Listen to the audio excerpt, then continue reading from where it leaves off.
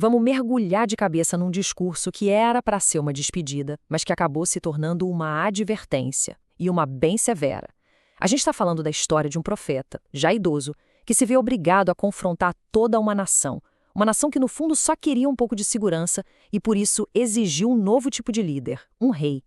Mal sabiam eles que esse pedido ia mudar o destino de todo mundo, para sempre. Então, a grande questão que fica é essa, né? O que acontece quando um povo inteiro decide que um novo líder vai resolver todos os problemas? A advertência de Samuel é tipo um exemplo perfeito e atemporal sobre liderança, sobre a responsabilidade de todo mundo junto e, claro, sobre as consequências que ninguém espera quando se faz uma escolha dessas. Para entender isso, vamos voltar para o começo de tudo, para aquele momento em que o velho líder vai falar com a multidão pela última vez. Então, antes de soltar a bomba, antes de fazer o alerta dele, o profeta Samuel, já um senhor de idade, faz uma coisa bem ousada. Ele basicamente se coloca em julgamento na frente de todo mundo. Ele sabia que, para aquelas palavras terem algum peso, a vida dele tinha que ser, sabe, um livro aberto. Olha, a coragem dessa declaração é de cair o queixo. Pensa bem, na frente da nação inteira e do rei novo que eles escolheram, Samuel coloca a carreira, a vida inteira dele em xeque. É como se ele dissesse: "E aí, alguém tem alguma coisa para falar de mim? A hora é agora." É um nível de transparência radical. E a resposta do povo, unânime. Ninguém acusa ele de nada. Absolvição total. E esse momento, olha, ele é crucial, porque ao confirmar que Samuel era um cara íntegro, o povo, sem saber, estava dando um peso gigantesco para tudo que ele ia dizer em seguida. A partir dali, cada palavra dele ia soar muito mais forte. Ok, com a autoridade moral dele estabelecida, provada e aprovada, Samuel vai direto ao ponto. Ele encara o elefante na sala, aquele pedido insistente do povo por um rei. Um rei de carne e osso. Era um desejo de ser igual aos vizinhos, sabe? De ter uma solução ali, visível, forte, para resolver as coisas. E aqui o contraste fica gritante. De um lado, a gente tem o plano original, a tradição de uma liderança divina. Do outro, o pedido do povo, a exigência por um rei humano, palpável. E para o Samuel, isso não era só uma troca de governo, uma mudança política. Não. Para ele, isso era uma rejeição fundamental ao rei que eles sempre tiveram. E para provar o que ele está dizendo, Samuel não usa filosofia, não usa teoria. Nada disso. Ele faz algo muito mais direto. Ele vira um espelho e força a nação inteira a olhar para o próprio reflexo, a encarar a própria história. E o que eles veem? Um ciclo vicioso de esquecimento e resgate que parece que eles nunca conseguem quebrar. E esse ciclo é a espinha dorsal de todo o argumento do Samuel. Funciona assim, ó. Primeiro vem o resgate. Depois, esquecimento. Eles simplesmente esquecem. Esse esquecimento leva à opressão. Eles caem nas mãos dos inimigos. Com a opressão vem o desespero, o clamor por ajuda. E o que acontece quando eles clamam? Um novo resgate. É como se ele estivesse dizendo: pessoal, a gente já passou por isso tantas vezes.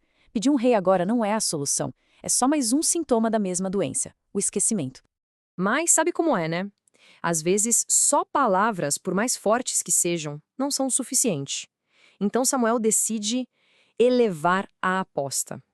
Ele anuncia que vai pedir um sinal vindo do céu, algo para provar, sem deixar nenhuma sombra de dúvida, o tamanho do erro que eles cometeram. E aqui tem um detalhe que é a chave de tudo: a estação do ano. Era a época da colheita do trigo, ou seja, a estação da seca. Uma época em que trovão e chuva eram coisas raríssimas, praticamente impossíveis de acontecer. Então, qualquer tempestade que viesse agora não seria vista como algo natural. Seria, sem dúvida, uma resposta direta, uma intervenção divina. A cena que se desenrola é cinematográfica. Primeiro, o desafio. Samuel avisa que vai clamar ao Senhor. Depois, o milagre. Trovões e chuva aparecem do nada. E por fim, a reação. O povo fica paralisado, com um medo terrível, tanto do Senhor quanto de Samuel. Eles não estão só impressionados, não. Eles estão apavorados, porque naquele momento a ficha caiu sobre o que eles tinham feito. E o sinal funciona. Com o céu desabando, a perspectiva do povo muda da água para o vinho. Ali, debaixo daquela tempestade, eles confessam.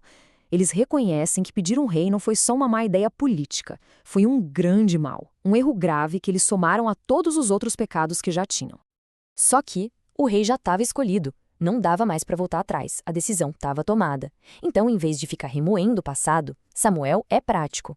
Ele olha para o futuro e mostra para a nação que a partir daquele ponto existiam dois caminhos bem claros a seguir. E aqui que está o pulo do gato. O rei não está acima da lei. A escolha é colocada de uma forma brutalmente clara. Preto no branco. De um lado, o caminho da obediência, que leva ao sucesso tanto para o povo quanto para o rei. Do outro, o caminho da rebelião, que leva ao desastre para ambos. A responsabilidade daqui para frente é de todo mundo. Mas Samuel não deixa ele só com o medo e a advertência. Ele também oferece uma espécie de mapa, um guia para dar certo.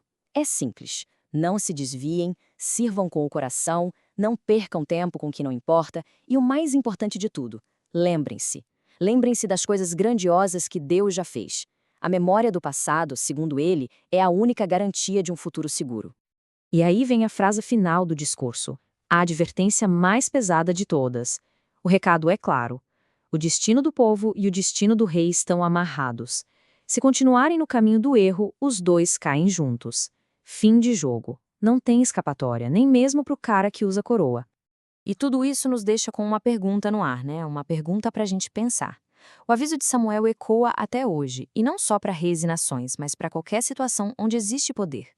Quando o poder é concedido a alguém, as condições, as responsabilidades que vêm junto, serão lembradas? Ou será que aquela amnésia que o poder traz sempre acaba vencendo? A história parece mostrar que a resposta... Bom, a resposta nunca é simples.